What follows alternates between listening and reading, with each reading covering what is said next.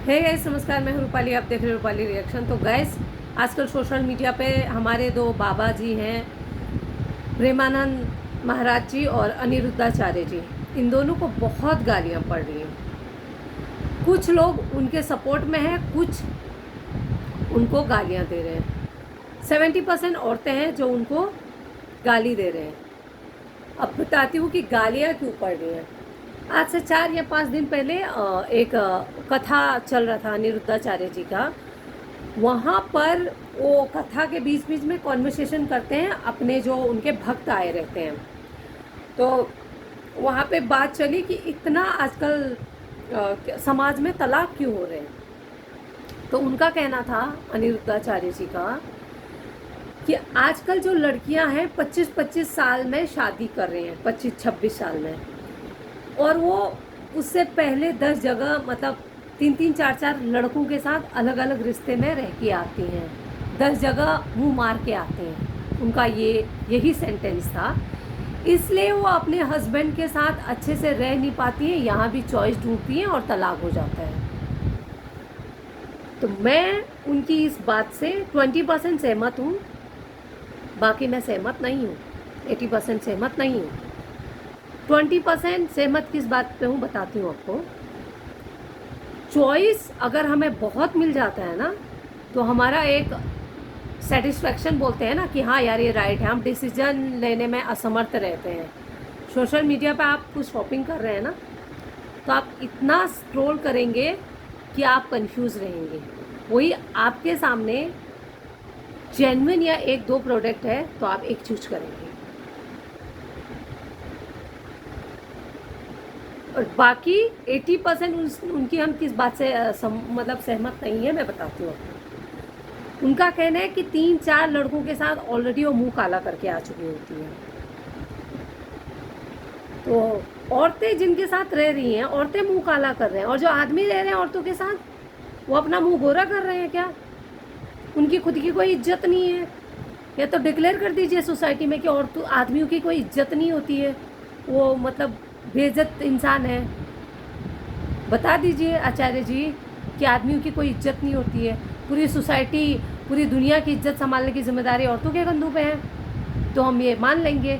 जितनी जिम्मेदारियां आज तक हमने संभाली है, वो अब ये 20, मतलब ये भी हम समझ जाएंगे कि भाई इज्जत बचाने की जिम्मेदारी सिर्फ हमारी है। वैसे भी हमें तो बचपन से यही बताया गया है, कोई तुम्हारे साथ गलत करे तो उसकी मतलब इज्जत नहीं जाएगी, तुम्हारी इज्जत जाएगी। हमारे साथ गलत होगा और हमारी इज्जत जाएगी। ये तो हमारे ब्रेन में बचपन से ही भरा जाता है। आप भी वही बात कर रहे हैं आज। और ये जो 4 या 5 मर्द औरतों के साथ रहते हैं शादी से पहले, ये कौन होते हैं? ये मर्द नहीं होते? इनकी कोई इज्जत नहीं होती? उनको कोई क्यों नहीं पूछता भाई 10 जगह मुंह काला करके आया, अब तो अपनी बीवी के साथ ढंग से नहीं रह पाएगा? उनसे भी तो कोई ये बोले ना। और आदमियों का तो शादी के बाद भी चलता रहता है कंटिन्यू। फर्क इतना है कि औरत अगर कंफर्टेबल फील नहीं करती उस शादी में, उसको ये लगता है कि ये शादी चलेगी नहीं, तो औरत अलग हो जाती है। आदमी का क्या है? शाम दाम दंड भेद, एक बोलते हैं लालच देना, मारना, बेइज्जत करना, मतलब सब कुछ करके वो चाहता है कि मेरे कंट्रोल में रहे, और घर की मुर्गी दाल बराबर, ये बच्चे संभालने के लिए और मेरे फैमिली को आगे बढ़ाने के लिए ठीक है, और मैं अपना बाहर अपना एंटरटेनमेंट ढूंढता रहूँगा। ये आदमियों की सोच रहती है, एक्चुअल आदमी की सोच ये रहती है। इसीलिए न अपनी वाइफ को कभी पढ़ाता है, न कुछ नया चीज़ सिखाता है, न कभी काम करने देता है। जो एक मैनिपुलेटिंग मैन होते हैं ना, इगोस्टिक, कि मतलब सोसाइटी में मैं आदमी हूँ वाला, उनकी सोच ये रहती है। और हमेशा वो उनका एक सेंटेंस रहता है अपनी बीवी को, मैं तो काम कर रहा हूँ, तुम क्या करोगी? क्यों? वो पूरी ज़िंदगी तुमसे भीख मांगती रहे, 500 दे दो, 100 दे दो, 1000 दे दो। कौन सा तुम रिलायंस हो? कौन हो तुम? मांगना मांगना ही होता है, चाहे बाप से हो या भाई से हो या पति से हो। अपना कमाई में और मांगे हुए में बहुत अंतर होता है, और मांगे हुए चीज़ को भीख बोलते हैं। और आज नहीं तो 6 महीने बाद पूछते जरूर है कि मैंने इतना दिया था, तुमने किया क्या? और इनके दिमाग में ये लगता है कि भाई ये कहीं कमाने लगे तो मैं जो कंट्रोल कर रहा हूँ यहाँ निकल जाएगी।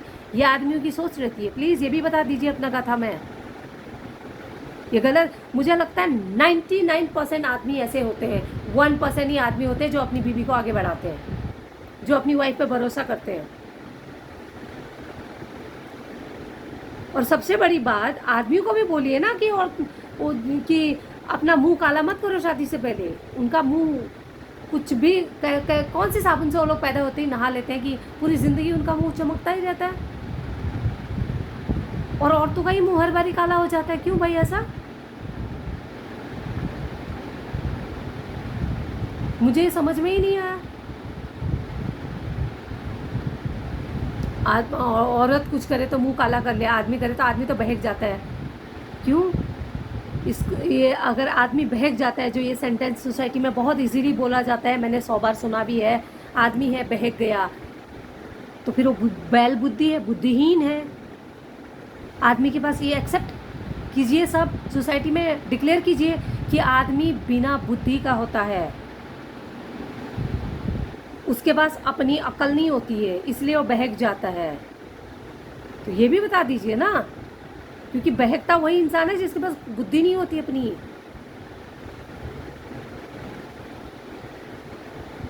और प्लीज़ ये हमारे जो प्लीज़ यार, ये लोग जो साधु महात्मा जी हैं, इन दोनों को गाली मत दीजिए। हमें अपना वो ख़राब नहीं करना है, अपना कर्म ख़राब नहीं करना है। किसी को गाली देने से हम बड़े नहीं हो जाएंगे। सेकंड चीज़, ये जो महात्मा जी है ना, हमारे दोनों गुरु, ये बहुत अच्छे इंसान हैं, ये बहुत अच्छे अच्छे काम भी करते हैं। इंसान ही है ना, भगवान तो है नहीं, इंसान है। कभी अब मतलब एक बोलते हैं ना ह्यूमन एरर, वही है ना, कभी कुछ गलतियां हो जाती हैं। और वैसे भी ये लोग माँ सीता का परसेप्शन अपने ब्रेन में लेके बैठती हैं, तो उनको लगता है कि माँ सीता का चरित्र इतना अच्छा था, तो ये आजकल की औरतों को हो क्या गया है।